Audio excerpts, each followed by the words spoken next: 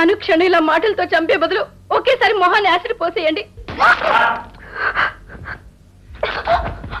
ముష్టి 50,000 రూపాయలు పాడేసినంత మాత్రాన జీవితాంతం నువ్వు మేపుతావు అనుకున్నాడు మీ నాన్న. అదో బతుకు పడేస్తాను. వెళ్ళి అబర్షన్ చేసుకో. ఉప్పుకోక ఏం చేస్తారమ్మా ఆడపిల్లల కన్నాక? చచ్చిపోయిన బాబుకి అప్పుడే చెప్పాను, ఆడపిల్లని చదివించొద్దు, మా మాట వినదు అని. ఎన్నిసార్లు చెప్పాలి నీకు? సిగ్గులేదు. నువ్వు ఆఫ్టర్ ఆల్ ఆడదానివి. వద్దు మామ, నీకు దండం పెడతాను. వద్దు మామ. తప్పే. చచ్చిపోయే కూడా నీ అందం తగ్గలేదే పాపిష్టముంటా. నేనే చచ్చిపోతే ఈ అందము ఉండదు, మీకు బాధ ఉండదు. కష్టాలకి కన్నీళ్లకి చరమగీతం పండి.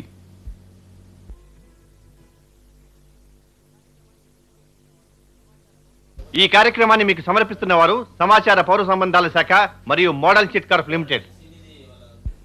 హలో, న్యాయం నీడలో ఈ వారం బిగమి అంటే ద్వితీయ వివాహం అన్న విషయం గురించి తెలుసుకుందాం. అసలు ఈ ద్వితీయ వివాహం అన్న మాట వింటేనే ఎక్కడో ఏదో అపశృతి, లేకపోతే వివాహ బంధానికి ఉన్న పవిత్రతని ప్రాముఖ్యతని కాదని, కన్నవారిని ఉన్న ఊరిని విడిచి తనతో కాపురం చేయటానికి జీవితం పంచుకోవటానికి వచ్చిన ఆడపిల్ల జీవితంలో నిప్పులు పోయటం ఏమిటి? కట్టుకున్న భార్యనే సుఖపెట్టలేని ఆ మగ మహారాజుకి ఇంకో ఆడపిల్ల అవసరం ఎందుకు వస్తుందో, ఏ ధైర్యంతో ఆ అమ్మాయి మెడలో 3 ముళ్ళు వేయటానికి సిద్ధపడతాడు? స్త్రీ అంటేనే అనుభవించడానికి సృష్టించబడ్డ పదార్థం అన్న ఆలోచన మగవాడి ఈ బలహీనతకి కారణం.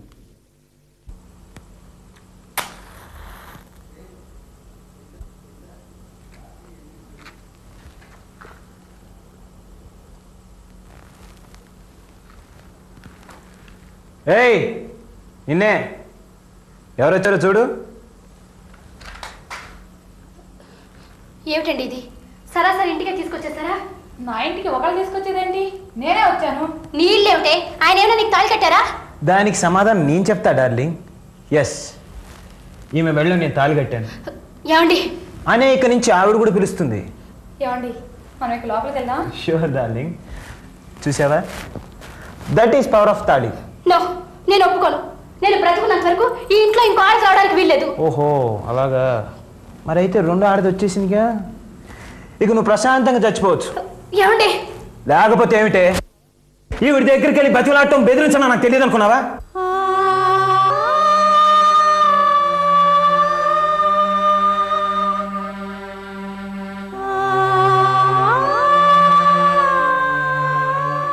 ఎప్పుడు నేను బయటికి వెళ్ళినా నా గురించి ఆరాధిస్తున్నావు నాకు తెలియదు అనుకున్నావా?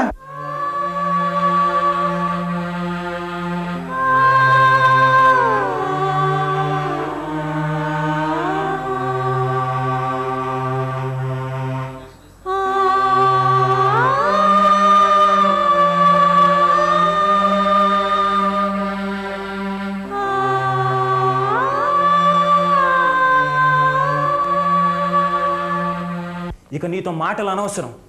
ఈవిడిక నుంచి ఇక్కడే ఈ ఇంట్లోనే ఉంటుంది. నీకు ఇష్టం అయితే ఈ ఇంట్లో నోరు మూసుకొని దాసి దానిలో పడు, లేకపోతే ఏ గంగలో ఆయన దోకో. ఏమండి, మీరే నా సర్వస్వం అనుకుని వచ్చాను.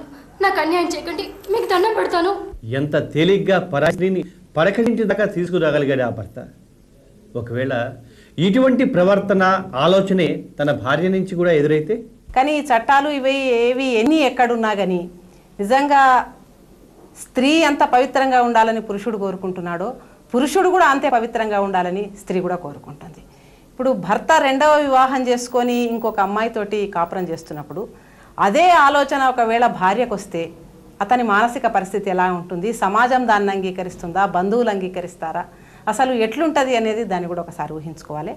ఈ బహుభార్యాత్వం అనేది ఉండకూడదు. ఒకవేళ ఇలాంటి ఏమైనా సంఘటనలు వచ్చినప్పుడు ఈనాడు కోర్టులు, ఉదాహరణకు నేను 3-4 కేసులు చూశాను. అరుణా బహుగుణ గారు ఎస్పీగా ఉండగా, మహిళా ఎస్పీగా ఉండగా, కోటేశ్వరరావు గారు ఎస్పీగా ఉండగా, అన్ని సందర్భాలలో పోలీసులకు కూడా రకరకాల ఒత్తిడి పనులు ఉండడం మూలాన సరి అయిన నిర్ణయం తీసుకొని వాళ్ళు కేసులు టేకప్ చేయలేకపోతున్నారు. దానివల్ల కోర్టుకు వెళ్ళిన మహిళ ఇటు పుట్టింటికి అటు అత్తింటి ఆదరణకు, భర్త ఆదరణకు నోచుకోక చివరకు ఆత్మహత్యను, హత్య తనంతా తాను ఏదో ఒక రకంగా సూసైడ్ చేసుకోవడానికి ప్రయత్నం చేస్తుంది. కాబట్టి చట్టాలు ఇలాంటి కేసులు కనుక వస్తే ఖచ్చితంగా వెంటనే పరిష్కార మార్గం చూడాలి. దానికి సంబంధించినటువంటి వ్యక్తికి ఒకరిద్దరికి మంచి పనిష్మెంట్ ఇస్తే నెక్స్ట్ ఇంకెవరు చేయకపోవడానికి కూడా అవకాశం ఉంటుంది.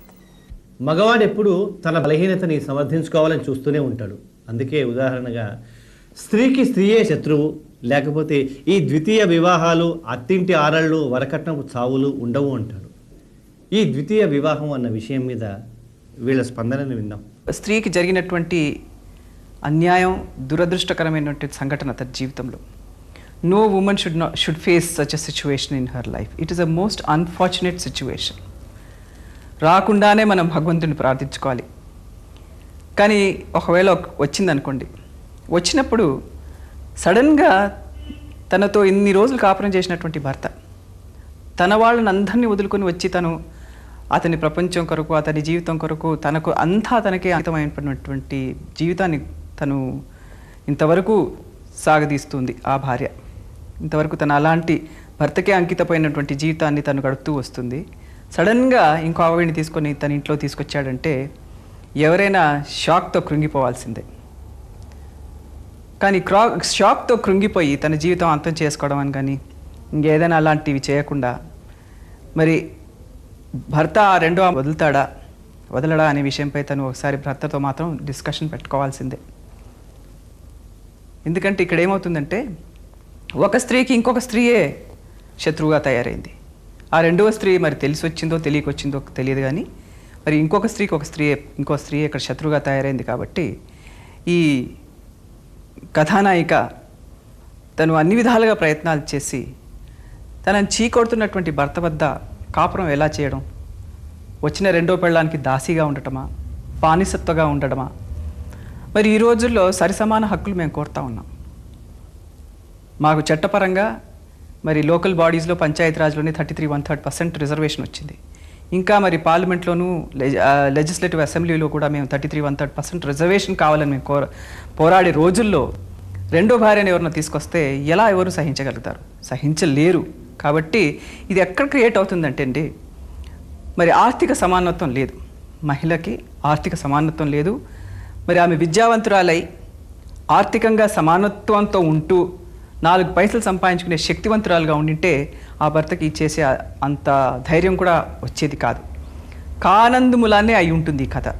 ఒకవేళ తను ఆర్థికంగా తన కాళ్ళపై నిలబడి ఉండి విద్యావంతురాలై అయి కూడా ఇలాగ జరిగితే తను మాత్రం చట్టపరంగా తప్పనిసరిగా లీగల్ ఎయిడ్ తీసుకుని విడాకులు తీసుకోవడం, విడాకులు తీసుకున్నాక నేను తప్పు జరిగిపోయింది అని చెప్పి కృంగిపోతూ బాధపడుతూ తన జీవితాన్ని నాశనం చేసుకోకుండా తన జీవితం తన చేతుల్లో తాను తప్పనిసరిగా తన చేతుల్లో తీసుకుని she takes her life in to her own hand and proceeds with life.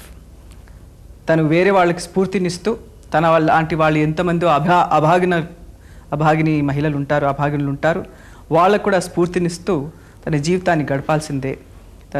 తనకు ఒకవేళ పిల్లలు ఉన్నారంటే ఆ పిల్లల పోషణ కూడా చూసుకోవాల్సింది. ఆ డివోర్స్ వచ్చిన తర్వాత మెయింటెనెన్స్ ఎలాగో వస్తుంది, తనకు వస్తుంది, తన పిల్లలకు వస్తుంది. మరి ఆస్తి హక్కులు కూడా మొదటి భార్యకే చెల్లుతాయి, రెండో భార్యకు చెల్లవు. మరి చట్టపరంగా కూడా తన రైట్స్ ఏమిటి, తన హక్కులు ఏమిటి అని కూడా తను తెలుసుకుంటుండాలి. ఇవన్నీ తెలుసుకుని జీవితం ధైర్యంతో స్థైర్యంతో తను గడపాలి. రెండో మ్యారేజ్, మూడో మ్యారేజ్ చేసుకొని అంటే ఫస్ట్ వైఫ్ బతుకున్నప్పుడు కూడా ఇది చాలా ఎక్కువగా నేను కూడా వింటున్నా. నా అభిప్రాయం ఏంటంటే ఇది ఒక రిఫ్లెక్స్ మన సొసైటీ ఎంత దిగజారిపోయిందని. ఎందుకంటే ఒక మ్యారేజ్కి శాంక్టిటీయే లేక మనం బిహేవ్ చేస్తున్నాం. చాలా క్రూరమైన పరిస్థితి ఇది. ఎందుకంటే నువ్వు పెళ్లి చేసుకున్నావంటే ఊరికనే కన్వీనియన్స్ కోసం కాదు, ఆమె ఏదో వంట చేసి పెడుతుంది, శుభ్రంగా నేను హాయిగా ఉండొచ్చు అని. ఒక గౌరవం, ఒక అభిమానం మీద కూడిన సంబంధం ఇది. ఇలాంటి పవిత్రమైన సంబంధాన్ని నువ్వు ఇంకో ఆడవాళ్ళతో వెళ్ళి అక్కడ ఒక కథ చెప్పి గౌరవం చేసుకోకుండా, గౌరవించకుండా ఉండే పరిస్థితికి అంటే ఎట్లా నీ రిలేషన్షిప్స్ ఎట్లా నువ్వు మేనేజ్ చేసి, ఎలాంటి మనిషి, ఒక యాటిట్యూడ్స్, విమెన్ అంటే ఎట్లాంటి యాటిట్యూడ్స్ ఉన్నాయో దీన్ని బట్టి తన నిజమైన క్యారెక్టర్ కూడా తెలుస్తుంది కదా. ఇంకా ఇలాంటి మగవాళ్ళు మన సమాజంలో ఇంత లో క్యారెక్టర్ అంటే లో ఇంటెగ్రిటీతో ఉన్నవాళ్ళు ఉన్నారంటే ఇంకా మనం ముందుకు ఎట్లా వెళ్తాం, మనం ఏం సాధిస్తాం? ఇంకా ఫస్ట్ వైఫ్కి తెలిస్తే ముందైతే ఇవన్నీ చాటుగా చేస్తారే, ఆ ధైర్యం ఎక్కడుంది మగవాడికి? ఏదో అమ్మాయి నువ్వంటే నాకు ఇష్టం లేదు, నేను ఏదో ఇంకో అమ్మాయితో ప్రేమిస్తున్నానంటే బహుశా ఒక అండర్స్టాండింగ్ మీద వాళ్ళు ఇంకో అతనితో పెట్టుకోవడం తప్పేం లేదు. ఆ ఆనెస్టీ ఉంటే. కానీ ఆనెస్టీ లేదు కదా, అది బాధ. అంటే నువ్వు చీట్ చేస్తున్నావు, ఆఫీస్కి వెళ్తున్నానని ఇంకెక్కడికో పోవటం, దట్ ఈస్ చీటింగ్. అందువల్ల ఇట్ ఈస్ క్వైట్ పాసిబుల్, నేను మాత్రమే ఇది ఒప్పుకుంటాను. ఒకసారి పెళ్లి చేసుకుంటే ఇక లైఫ్ అంతా ఆమెతోనే ఉండాలని అక్కడ పర్మనెన్సీ ఏమీ లేదు. ఒక్కొక్కసారి ఆడమనిషి కూడా ఇంకోటితో ఆకర్షించి ఇంకోళ్ళని ప్రేమించుకోవటం ఉండొచ్చు, ఈయన కూడా ఉండొచ్చు. ఎందుకంటే ఇవన్నీ ఇమోషన్స్, ఫీలింగ్స్, గ్రో అవుతాం. మనం కూడా 20 ఏళ్ళ వయసులో ఉండేటట్టు 40 ఏళ్ళకి మనం కూడా గ్రో అవుతాం. ఆ ఎక్స్పీరియన్సెస్ వేరేగా ఉంటాయి, పర్సెప్షన్స్ వేరేగా ఉంటాయి, వేరే సంబంధాలు, ఇంకోళ్ళతో కాంటాక్ట్ వస్తాం. అది it's love is a chemistry of the souls. అది ఉంటాం, కరెక్ట్గా ఉండవచ్చు. కానీ ఈ ఇద్దరు రిలేషన్షిప్లో ఆనెస్టీ అన్న ఉండాలి. ఈ మీరు చెప్పే సమస్యలు ఎక్కడ సమస్యలుగా దిగుతాయంటే ఫస్ట్ వైఫ్కి చెప్పకుండా చాటుగా ఇక్కడ అక్కడ 4 కాపురాలు పెట్టుకొని ఇంకోళ్ళకి ఎవరికి కూడా తెలియదు ఈతని పెళ్లి చేసుకున్నాడని, ఈయనకి వైఫ్ ఉందని. ఇట్లాంటి this kind of manipulative type of character is not a very healthy sign of the growth of our society.